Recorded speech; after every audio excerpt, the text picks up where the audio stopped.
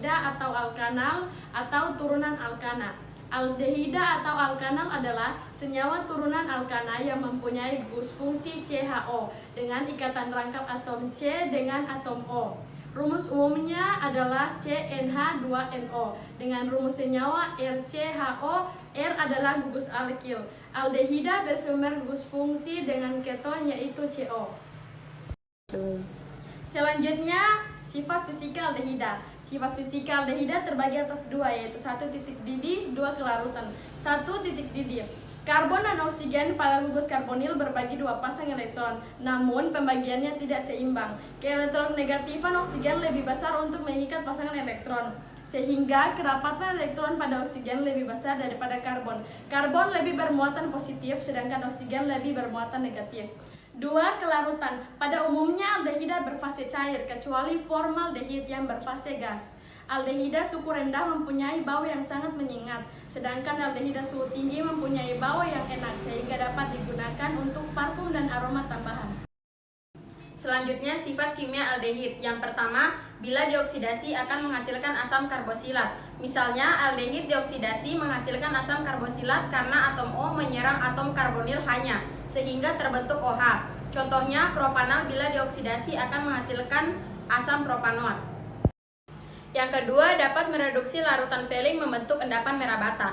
Jadi, reaksi Fehling adalah campuran CuSO4 dengan kalium natrium tartat dengan suasana basa. Reaksi Fehling dapat dianggap CuO. Misalnya, aldehid direaksikan dengan reaksi Fehling yaitu 2 CuO akan menghasilkan asam karbosilat dan merah bata. Contohnya, etanol direaksikan dengan reaksi Fehling yaitu CuO akan menghasilkan asam etanoat dan merah bata. 3. Dapat mereduksi pereaksi Tollens membentuk endapan perak. Pereaksi Tollens adalah larutan AgNO3 dalam larutan NH3 berlebih. Pereaksi Tollens dapat dianggap sebagai larutan Ag2O. Reaksi aldehid dengan larutan Tollens akan menghasilkan endapan perak. Oleh karena itu, reaksi ini disebut dengan cermin perak. Misalnya, aldehid direaksikan dengan reaksi Tollens 2AgNH32OH akan menghasilkan asam karbosilat dan endapan perak serta melepas H2O. Selanjutnya ada isomer dari aldehid. Apa sih itu isomer? Isomer adalah senyawa-senyawa yang memiliki rumus molekul yang sama atau jumlah dan jenis penyusun senyawa yang sama, namun memiliki struktur yang berbeda. Isomer struktur atau isomer kerangka terjadi ketika suatu senyawa memiliki rumus senyawa yang sama dengan gugus fungsi yang berbeda. Jadi akan terdapat senyawa-senyawa dengan jumlah unsur penyusun yang sama tapi susunannya yang berbeda. Misalnya isomer struktur dari butanal C4H8O. Misalnya kita putuskan salah satu gugus alkilnya, kita letakkan di nomor 2, otomatis namanya akan menjadi 2-metil propanal. Contoh kedua, misalnya isomer struktur dari pentanal C5H10O. Misalnya kita putus salah satu gugus alkilnya, kita letakkan di nomor 2, otomatis namanya akan menjadi 2-metil butanal. Oke, ingat, aldehid hanya memiliki isomer kerangka. Aldehid tidak memiliki isomer posisi. Karena dilihat dari pengertian isomer posisi sendiri adalah senyawa-senyawa yang memiliki rumus molekul yang sama, namun posisi gugus fungsinya berbeda. Sehingga susunan rangka senyawa sama, namun posisi dari gugus fungsi senyawa tersebut berbeda. Sedangkan yang kita tahu, gugus fungsi dari aldehid yaitu CHO selalu berada pada nomor 1. Itulah sebabnya aldehid tidak memiliki isomer posisi. Oke, biar teman-teman lebih paham, saya akan menjelaskan isomer posisi dari keton. Misalnya 2-pentanon, gugus fungsinya berada di nomor 2. Misalnya kita pindahkan gugus fungsinya di nomor 3, otomatis namanya akan menjadi 3-pentanon.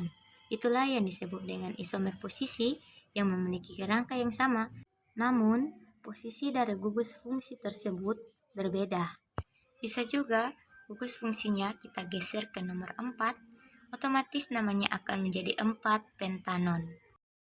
Selanjutnya, kegunaan aldehida dalam kehidupan sehari-hari. 1.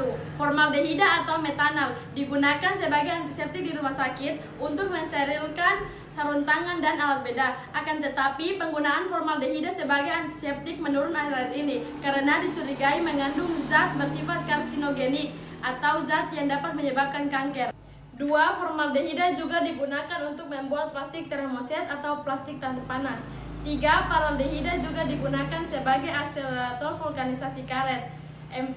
Sinamaldehida diperlukan untuk penyedap makanan seperti permen karet, es krim, dan minuman. Sinamaldehida juga diperlukan di beberapa parfum.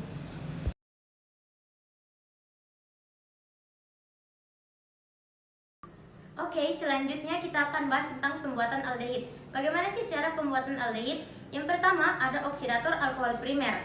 Alkohol primer dapat teroksidasi menghasilkan suatu aldehida dengan katalis kalium bikromat dan asam sulfat. Misalnya, etanol direaksikan dengan katalis kalium bikromat dan asam sulfat akan menghasilkan etanal atau asetaldehid dan akan melepaskan H2O. Yang kedua, dengan cara mengalirkan uap alkohol primer di atas tembaga panas dengan suhu 200-300 derajat Celcius. Proses ini juga disebut dengan alkohol dehidrogenatum, yang berarti hidrogen dalam alkohol berkurang sehingga terbentuk aldehida. Jadi, cara ini juga biasa digunakan di industri. Misalnya, etanol dipanaskan di atas suhu 250 derajat akan menghasilkan etanal atau asetaldehid dan akan melepaskan H2. Selanjutnya, cara ketiga, memanaskan garam kalsium suatu monokarboksilat jenuh dengan kalsium format.